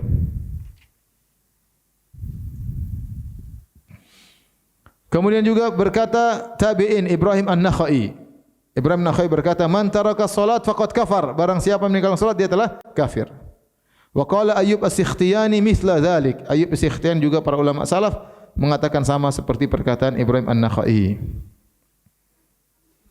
Wa rawal Jurairi an Abdullah bin Syaqiq an Abi Hurairah radhiyallahu taala anhu. Dari Abdullah bin Syaqiq dari Abu Hurairah radhiyallahu anhu qala, beliau berkata, "Kana ashabu Rasulillah sallallahu alaihi wasallam la yarawna syai'an minal a'mali tarkuhu kufrun ghaira salat." Adalah para sahabat, mereka tidak memandang suatu amalan pun kalau ditinggalkan menjadi kafir kecuali salat. Semua amalan, meninggalkan zakat, meninggalkan haji, meninggalkan puasa, menurut para sahabat tidak kafir kecuali meninggalkan apa? Salat. Sehingga sebagian ulama berdalil dengan perkataan Abdullah bin Syaqiq ini bahwasanya para sahabat ijma' meninggalkan salat adalah kafir. Ini diriwayatkan oleh Hakim dan Mustadrak dan Tirmizi, ya, tanpa menyebut dari Abu Hurairah, yaitu dari perkataan Abdullah bin Syaqiq langsung. Ya. Wa qala Ibnu Hazm, berkata Ibnu Hazm rahimahullah, la dzamba ba'da syirki a'zam min tarki salat. Tidak ada dosa yang lebih besar daripada kesyirikan seperti meninggalkan salat. Hatta yakhruja waqtuha, sampai keluar waktunya. Wa qatli mu'min bi ghairi haq, kemudian membunuh seorang mukmin tanpa hak. Jadi jangan dianggap sepele. Meninggalkan salat lebih parah daripada zina, ya. Lebih parah daripada durhaka kepada orang tua. Ngeri. Orang durhaka kepada orang tua tidak ada yang mengatakan kafir. Orang yang membunuh orang lain, ya, tidak ada yang mengatakan kafir. Tapi kalau orang meninggalkan salat, banyak ulama mengatakan apa? Kafir. Berarti dosanya enggak gampang, dosanya besar. Lebih parah daripada durhaka, lebih parah daripada merampok, lebih parah daripada berzina. Ya, sementara orang menggampangkan masalah salat. Kemudian juga hadis berikutnya, kata Imam Az-Zahabi, rawah Hammam, dan dia berkata, nabba'ana Qatadah anil Hasan an Huraits bin Qabisah qala haddatsani Abu Hurairah qala Rasulullah sallallahu. Abu Hurairah berkata, Rasulullah sallallahu bersabda, awwalu ma yuhasabu bihil abdu yaumal qiyamah min amalihi salatuhu.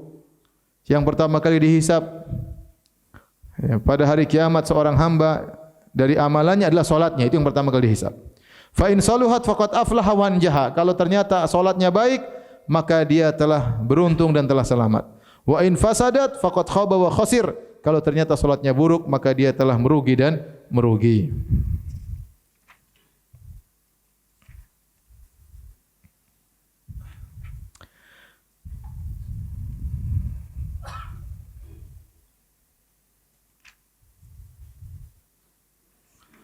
Taib. Kemudian berikutnya, wa qala sallallahu alaihi wasallam, kata Nabi sallallahu alaihi wasallam, umirtu an uqatila an-nas hatta yashhadu an la ilaha illallah. Aku diperintahkan untuk memerangi orang-orang sampai mereka mengucapkan la ilaha illallah. Wa anna Muhammadar Rasulullah, bahwasanya Muhammad utusan Allah. Wa yuqimus shalah, agar mereka menegakkan salat. Makanya kalau suatu kampung meninggalkan salat dalam negeri Islam, maka diperangi sampai mereka salat. Wa yu'tuz zakat, dan mereka bayar zakat. Fa idza fa'alu dzalika asaw minni dima'ahum. Kalau mereka melakukan demikian, sudah bersyahadatain, salat dan bayar zakat, maka darah mereka terjaga. Demikian juga wa amwalahum, harta mereka terjaga.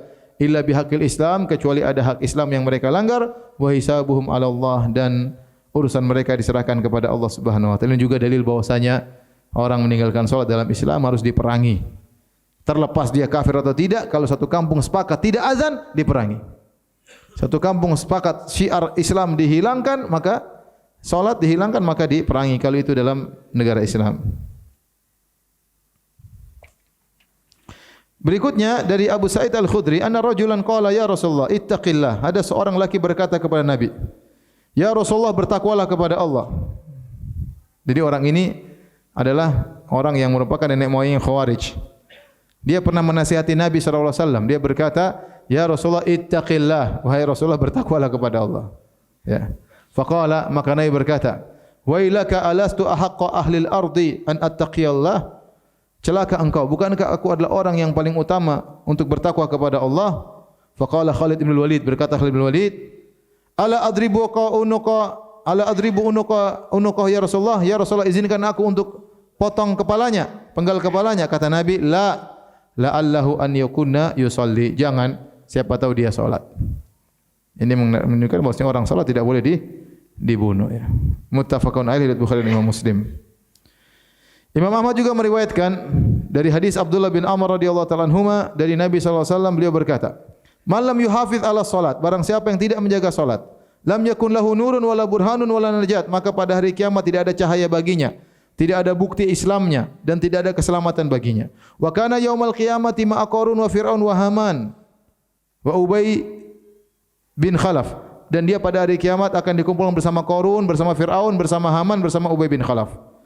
Ya, laisa isnaduhu bidzak, yaitu isnadnya tidak begitu kuat dan hadisnya dihasankan oleh sebagian ulama. Wa hadhihi nusus tus'iru bi kufri tariki salat. Kata Imam Zahabi, dalil-dalil ini semuanya mengisyaratkan bahwasanya yang meninggalkan salat hukumnya kafir. Imam Zahabi seakan-akan menguatkan pendapat orang meninggalkan salat hukumnya apa? Kafir. Kenapa orang yang tidak salat akan dikumpulkan kepada Fir'aun dengan Haman, Qarun dan Ubay bin Khalaf? Kata Ibnu Qayyim rahimahullahu taala, sebagaimana Fir'aun yang sibuk dengan singgasananya sehingga lupa untuk salat, maka demikian juga kalau ada orang yang sibuk dengan singgasananya sehingga lupa untuk salat, dia merasa bahagia dengan singgasananya, maka dikumpulkan dengan Fir'aun. Demikian juga barang siapa yang sibuk dengan jabatannya, ya, sehingga dia meninggalkan salat, atau takut jabatannya hilang sehingga dia meninggalkan salat, maka dia akan dikumpulkan bersama Haman, panglimanya Fir'aun, yang jabatannya membuat dia tidak salat. Demikian juga Qarun. Barang siapa yang sibuk dengan hartanya, terlalu banyak hartanya sehingga tidak salat, ya. Ibu-ibu terlalu banyak tasnya, ya.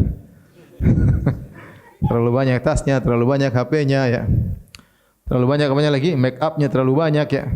Sehingga hal itu semua membuat dia lupa untuk salat, maka dikumpulkan bersama Qarun yang kebanyakan harta sehingga lupa untuk apa? Salat.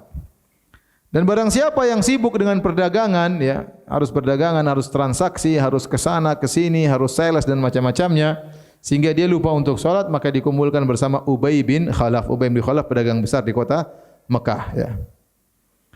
Dan kalau Nabi menyebutkan tentang ru'usud dhalalah, gembong-gembong orang kafir, Fir'aun, Haman, Qarun, Ubay bin Khalaf, ini isyarat bahwasanya yang meninggalkan salat hukumnya kafir. Karena dikumpulkannya sama gembong-gembong kekufuran. Kita tahu Fir'aun, Qarun neraka paling bawah semua. Ya, neraka yang paling parah, artinya gembong-gembong kekufuran, bukan hanya orang kafir biasa, gembong-gembongnya. Ya, kalau orang dikumpulkan satu neraka sama Fir'aun, kira-kira kafir atau bukan? Kafir lah. Ya. Kalau dikumpulkan sama orang kafir yang lainnya mungkin masih mending, ya, bukan mending, parah juga. Tapi kalau sama Fir'aun super parah. Ini dalil, kata di antara dalil kata Az-Zahabi, wa hadhihi nusus tus'iru bi kufri tariki salat. Ini dalil-dalil mengisyaratkan bahwasanya meninggalkan salat hukumnya apa? Kafir. Tadi saya katakan khilaf, ya, selama masih meyakini wajib. Kemudian wa qad qala Nabi sallallahu alaihi wasallam li Muadz, dan telah bersabda Nabi kepada Muadz, ma min abdin yashhadu an la ilaha illallah wa anna Muhammadan abduhu wa rasuluh illa harramallahu 'alan nar.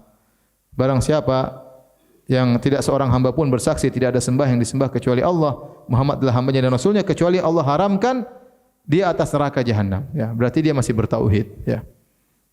Dia masih bertauhid. Fa muakhirus salat, ya. Orang yang menunda salat an waqtiha sahibu kabirah. Ya. Di sini Az-Zahabi memperinci, dia menjamakkan antara hadis-hadis yang menunjukkan bahwasanya meninggalkan salat kafir, kemudian digabungkan dengan hadis yang sabda Nabi kepada Muadz, barang siapa mengucapkan la ilaha illallah Muhammadur Rasulullah tidak mungkin tidak masuk apa? Neraka. Bagaimana mengkompromikannya? Lihat bagaimana cara beliau mengkompromikan. Kata beliau, fa muakhirus salat an waqtiha sahibu kabirah. Orang yang menunda salat sampai keluar waktunya adalah pelaku dosa besar. Wa tarikuha bil kulliyah, ya, dan meninggalkan salat secara total, ani salatul wahidah, satu salat saja dia tinggalkan salat secara total, kaman zana wa saraq, maka hukumnya seperti orang berzina dan mencuri. Lianna tarka kulli salatin aw tafwitaha kabirah. Karena meninggalkan setiap salat atau luput dari salat merupakan dosa besar. Fa in fa'ala dzalik marratin kana min ahli kabair illa an yatub. Jika dia meninggalkannya berulang-ulang, maka dia termasuk pelaku dosa besar sampai dia bertobat. Fa in lazama tarka salati fa huwa minal akhsarin al asqiya al mujrimin. Kalau dia terus-terusan meninggalkan salat, maka dia termasuk orang-orang yang paling merugi, al asqiya, orang-orang yang paling celaka, dan mujrimin, para pendosa. Seakan-akan beliau memperinci tingkatan-tingkatan orang meninggalkan salat. Kalau mengakhirkan salat, dosa besar. Tetap di salat, dia salat asar di waktu maghrib misalnya. Ya, kata dia ini dosa besar. Kalau enggak salat asar sama sekali, satu salat saja, sama seperti zina atau mencuri, kata siapa? Az-Zahabi. Kalau ternyata ya meninggalkannya berulang-ulang, maka dia berlaku dosa besar yang terancam dengan apa? Neraka dan yang lainnya, kecuali dia bertobat. Tapi kalau dia terus-terusan meninggalkan, maka seakan-akan dia kafir, termasuk dari al-akhsarin, ya. Al-asqiya, orang yang paling binasa, orang yang paling celaka, orang mujrimin, itu kafir. Wallahu alam bisawab, seakan-akan demikian. Jadi beliau memperinci, dan ini cocok dengan pendapat Syekh Utsaimin rahimahullahu taala, yang juga saya condong kepada pendapat tersebut. Meninggalkan salat secara totalitas, maka hukumnya apa? Kafir. Tapi kalau meninggalkan 1-2 kali, ya masih bolong-bolong, maka dia dosa besar, ya. Tidak lebih ringan daripada berzina dan mencuri. Wallahu taala alam bisawab. Sampai di sini saja kita sampaikan. Kalau ada yang bertanya, saya persilakan.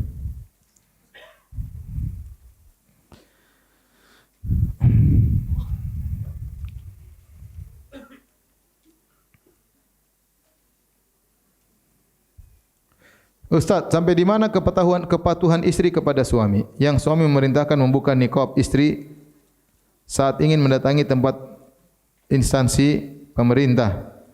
Yang suami beranggapan untuk menghindari pandangan orang yang belum paham dengan tata cara berpakaian syariat sehingga menjadi fitnah.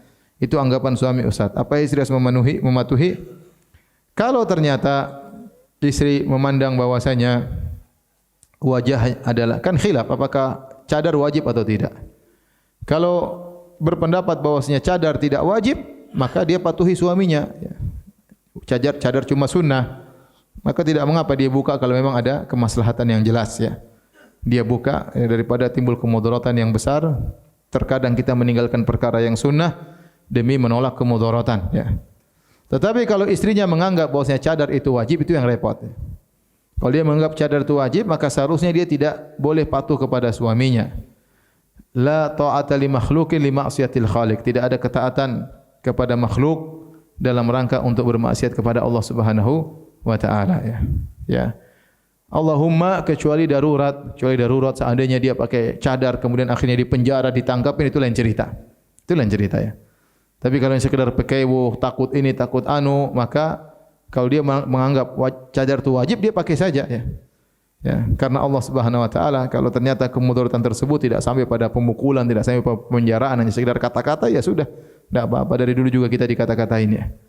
Ya.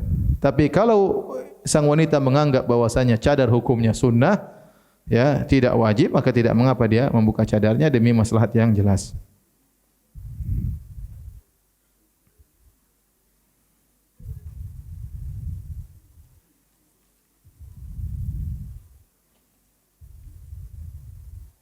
Minta bantuan kepada pawang hujan. Suruh berhentiin hujan, kemarin banjir.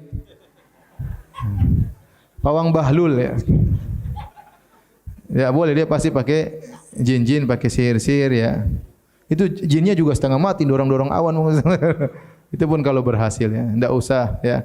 Berdoa kepada Allah, ya Allah, mudah-mudahan, ya, tidak hujan di lokasi ini misalnya, ya. Lama nanti mau dangdutan panggil pawang hujan, biar maksiatnya bisa berjalan dengan lancar.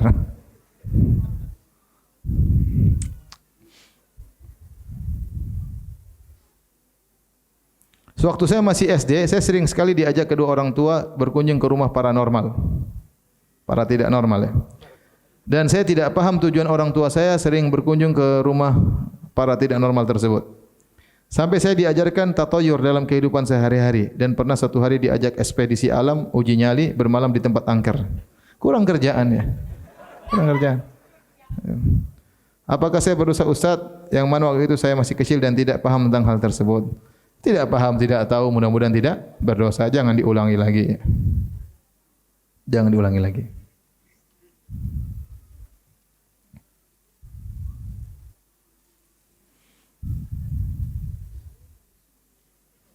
Bagaimana hukumnya menonton televisi yang mengandung acara-acara kesyirikan seperti acara yang dibawakan oleh si fulan ya. Kalau memang ada acara kesyirikan, kalau saya sebagai ustaz saya ingin tahu boleh. Untuk saya mungkin orang tanya saya bisa jawab. Tapi kalau antum nonton buat senang-senang maka tidak boleh ya. Tidak boleh, hukumnya haram ikut melariskan acara-acara apa? Kesyirikan. Maka larang, tidak boleh nonton acara-acara seperti ini. Kalau antum tidak boleh, kalau saya boleh untuk tahu ya. Kalau antum tidak boleh ya. Tidak ada perlunya antum nonton acara seperti itu. Ya kalau sudah tahu maka ingatkan masyarakat jangan nonton acara-acara kesyirikan.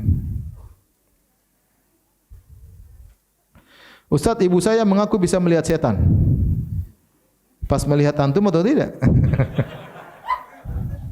Dan berkata sukmanya bisa keluar dari dalam tubuhnya. Sukmanya, jiwanya bisa keluar dari dalam tubuhnya. Tapi ibu saya adalah orang yang tidak pernah meninggalkan awal salat dan sangat rajin berzikir, tapi sangat sering melakukan bid'ah dan bangga. Tolong beri tanggapannya Ustaz.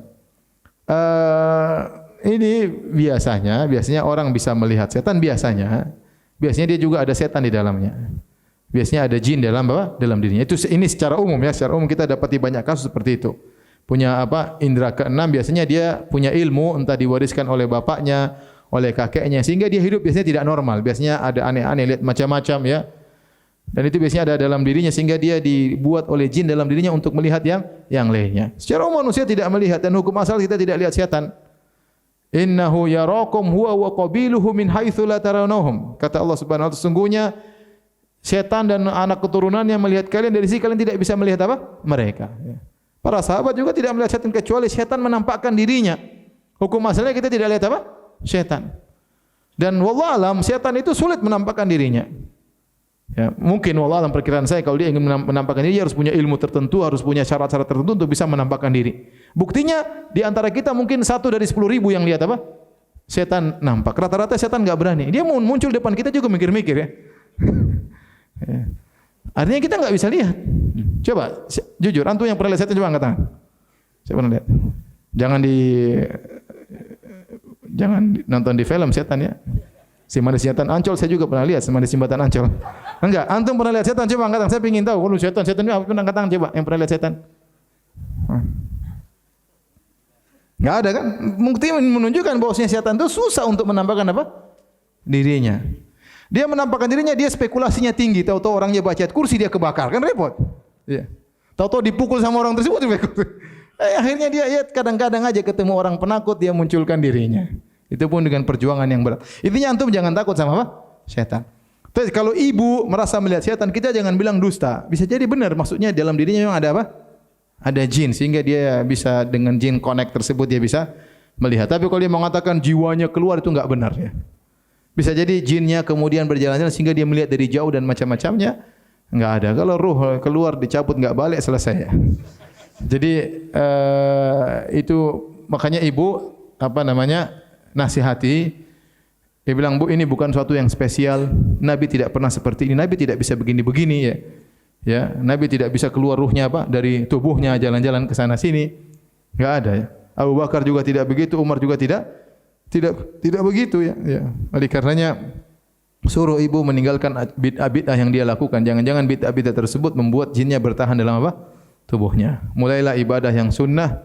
Mulai baca ayat kursi, surat Al-Baqarah dengan niat mengusir jin yang mengganggu dirinya. Lagi pula apa enaknya bisa lihat setan? Mau tidur, ada jin di atas mata. Apa enaknya? Enggak enak setan mau dia mau ngintip, biarin aja, gue tidur aja. Ngapain urusan apa? Setan. Lagi mandi ternyata bukan ada setan dalam kamar mandi, keluar dulu. Waduh, kan enggak enak. Kita serba gelisah ya. Apa enaknya ya? Lagi naik mobil ada setan kepalanya lepas. Jadi kita hidup tidak normal, maksud saya ya. Hidup tidak apa? Normal ya. Makanya kalau ada orang bisa lihat setan, kita bilang ya itu bukan kelebihan, itu kekurangan sebenarnya. Itu apa? Kekurangan.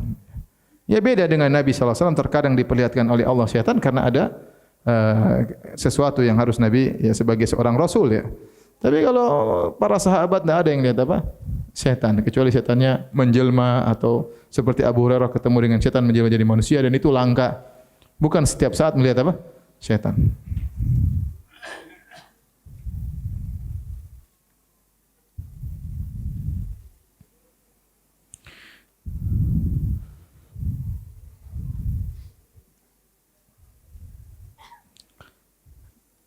Doa berlindung dari virus ya. Doanya banyak ya, di antaranya seperti doa pagi petang, zikir pagi petang, di antaranya Allahumma inna a'udzubika min munkaratil akhlaq wal a'mal wal ahwa wal adwa, yaitu berlindung dari penyakit-penyakit yang parah, yang tidak biasanya, penyakit-penyakit yang mungkar ya.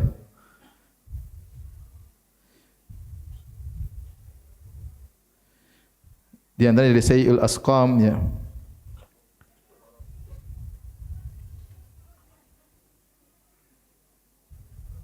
Seperti juga Allahumma inni a'udzubika min zawali ni'matik wa tahawuli afiyatik ya.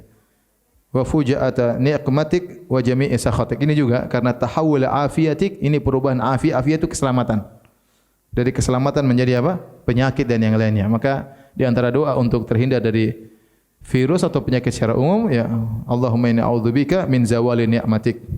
Ya Allah, aku berlindung kepada Engkau dari hilangnya kenikmatanmu, anugerahmu, wa tahawuli afiyatik, dan berubahnya keselamatan yang Kau berikan kepadaku. Ya, misalnya dari selamat, dari sehat menjadi apa? Penyakit. Wa fujaati nikmatik, dan azab yang datang dengan tiba-tiba, wa jami'i sakhatik, dan juga seluruh kemarahanmu. Kemudian juga seperti doa Allahumma inni a'udzubika minal baras wal junun wal juzam wa min sayyi'il asqam. Ini umum, min sayyi'il asqam, dari penyakit-penyakit yang buruk ya. Tidak semua penyakit kita berlindung ya. Terkadang kita dikasih penyakit penggugur dosa-dosa, ada penyakit yang mungkar, penyakit yang parah, kita berlindung darinya. Ya, sisanya adalah kita baca doa-doa zikir pagi petang ya.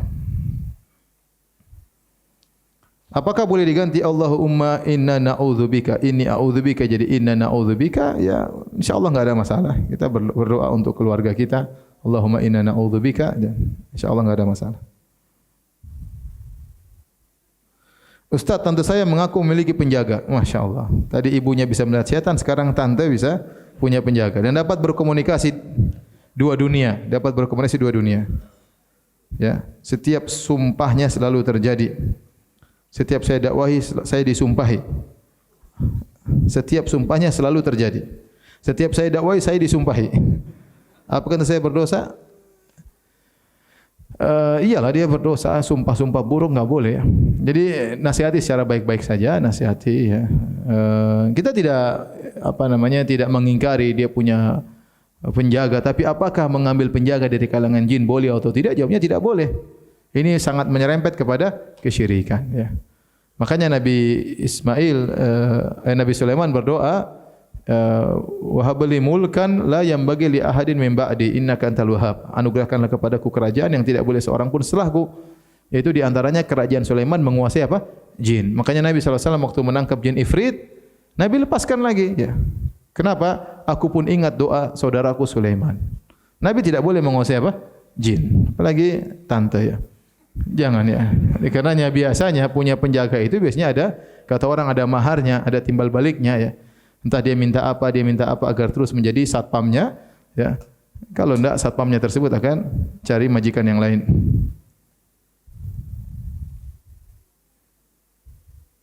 Ustaz, apakah zaman Rasulullah sahabat pernah terjadi wabah seperti virus corona? Ada dalam hadis ya, waktu Umar bin Khattab ingin pergi ke negeri Syam, ternyata di negeri Syam sudah terjadi wabah sehingga mereka tidak masuk ke negeri tersebut. Para sahabat khilaf, ada yang nekat masuk, sudah kita jangan lari, kita masuk, pasrah kepada Allah. Yang satu mengatakan bukan masalahnya. Masalahnya gimana? Ternyata ada hadis ya bahwasanya kalau ada tempat wabah kita harus tidak boleh masuk. Tapi sudah ada di zaman tersebut. Bagaimana kalau meninggal karena wabah? Apakah termasuk mati syahid? Jangankan meninggal ya. Kata Nabi jika terjadi wabah ya. Waqa'a at-ta'un bi ardin wa antum fiha ya, sementara kalian berada dalam wabah dalam tempat tersebut, kemudian dia bersabar ya, seorang bersabar dengan wabah tersebut ya. Ya, dan dia tahu tidak akan menimpanya kecuali dengan izin Allah Subhanahu wa taala, kana lahu ka ajri syahid, maka dia mendapatkan pahala seperti pahala mati syahid. Nabi tidak menyebutkan harus mati. Yang penting dia kena wabah dan dia bersabar dan dia tahu bahwasanya kalau Allah berkehendak dia akan kena, kalau Allah tidak berkehendak tidak bakalan apa? Kena. Apakah dia terkena atau tidak, dia mendapatkan pahala luar biasa, itu pahala mati syahid. Kalau dia terkena wabah kemudian dia sabar sehingga meninggal, dapat mati syahid ya. Hadisnya ada ya. Saya katakan bahwasanya semua takdir Allah Subhanahu wa taala. Lihatlah saya sampaikan sebagian saudara-saudara kita yang keluar dari Wuhan berapa orang coba? Orang Indonesia WNI dari Wuhan yang kemudian dijemput oleh pemerintah berapa orang? 300. Satu orang pun tidak kena.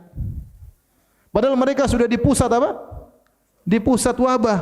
Pusat wabah, sumber wabah berhari-hari lama. Tidak satu orang pun apa? Kena. Berarti kalau Allah tidak berkehendak tidak bakalan kena. Dan mereka sudah jalan-jalan, sebagian mereka shooting, sebagian mereka. Tapi 300 orang tidak, bukan sedikit, 300 orang itu banyak. Apakah tidak satu orang kena? Buktinya tidak satu orang pun yang kena. Berarti kalau tidak berkehendak tidak bakalan kena. Tapi ada orang yang mungkin saya dengar di Italia, enggak tahu dia berkontak dengan siapa, tahu-tahu dia apa? Kena ya. Kita enggak tahu kalau ingin membuat kena akan kena ya. Maka kita serahkan kepada Allah Subhanahu wa taala. Yang penting kita berusaha mengambil sebab. Tugas kita hanya berusaha.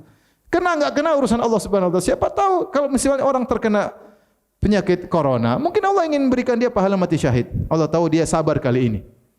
Bisa jadi kalau dia enggak kena corona ternyata dia malah maksiat, malah suul khatimah. Kita enggak tahu. Pokoknya orang muslim kena musibah pun corona maupun yang lainnya maka dia bersabar. Dan tidak semua yang kena corona kemudian meninggal dunia ya.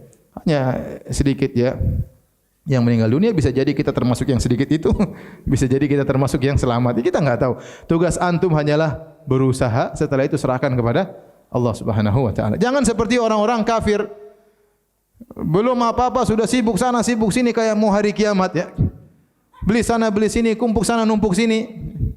Ya seperti itu ya. Kasihan orang miskin, tahu orang-orang barang-barang semua dibeli sama orang kaya, kemudian habis. Orang miskin enggak bisa beli, barang-barang naik. Ini mikir-mikir dunia saja pikirannya ya. Ya. Dia selamat dari corona, dia bakalan mati juga suatu saat, itu tidak? Ya.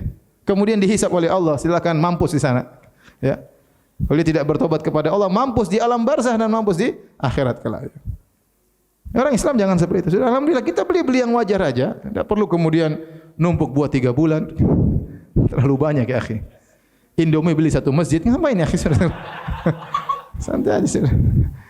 Kita beli seadanya, yang butuh juga banyak, bukan cuma kita sendiri. Kalau sakit ya sudahlah, saya sakit, kamu sakit, alhamdulillah. Kalau sakit tinggal ke rumah sakit, meninggal ya sudah. Ente enggak meninggal karena corona, meninggal karena yang lainnya. Terlalu sehat, terlalu banyak fitness juga meninggal.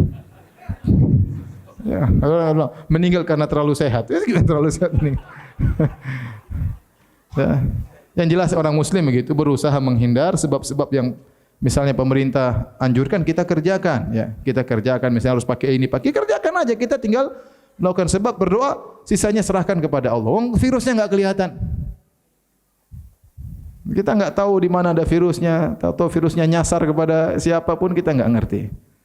Lagi-lagi ngelirik cewek, tahu virusnya nyasar ke mata, selesai. Kita enggak tahu. Ya, intinya bagi orang Islam virus penyakit secara umum bukan berarti siksaan, paham? Bukan berarti siksaan, bahkan bisa jadi penggugur dosa, bisa jadi mengangkat apa? Derajat. Tinggal sikap kita menghadapi wabah atau penyakit tersebut. Semoga kita diselamatkan dari penyakit tersebut.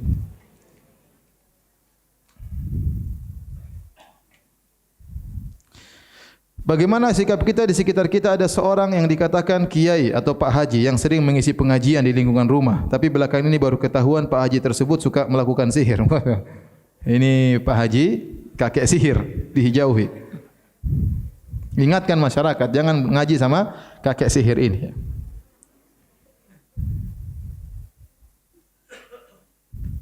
Bagaimana hukumnya bila saya membaca tafsir juz 29, 30 dan lainnya dengan tidak berpakai hijab? Enggak ada masalah di rumah. Kita dengar pengajian tanpa jilbab enggak ada masalah ya. Baca buku tafsir tidak pakai jilbab juga tidak masalah. Baca Quran pun tidak pakai jilbab tidak jadi masalah. Cuma kalau menyentuh harus disunahkan apa berwudu.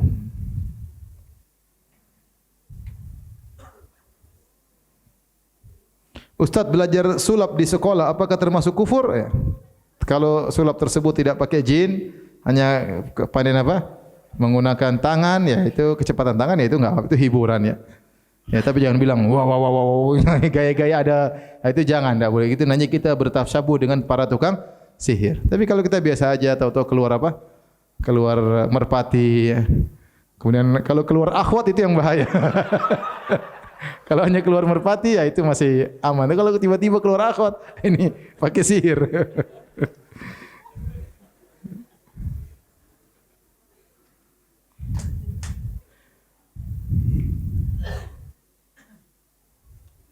Tapi demikian saja kajian kita, kurang lebih saya mohon maaf. Insyaallah kita lanjutkan bulan depan dengan izin Allah Subhanahu wa taala.